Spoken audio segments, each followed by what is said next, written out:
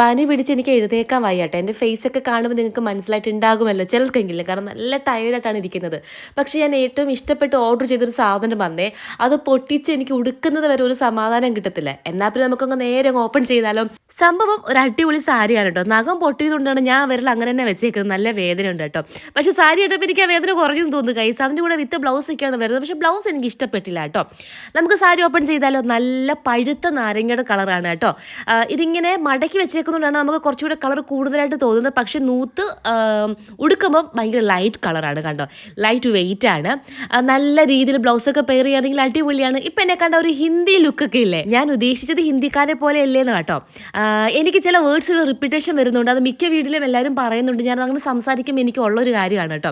Okay, ഞാൻ എൻ്റെ ഈ ബ്ലൗസിൻ്റെ കാര്യം കൂടെ എടുത്ത് പറഞ്ഞ് ഞാൻ സ്റ്റിച്ച് ചെയ്ത ബ്ലൗസാണ്. ഇനി ഇത് എവിടുന്നാണ് ചോദിക്കരുത് കേട്ടോ. ലാസ്റ്റ് ഒരു വീഡിയോ ഇട്ടപ്പോഴും ഒരുപാട് പേര് ബ്ലൗസിന് എൻക്വയറി ഉണ്ടായിരുന്നു.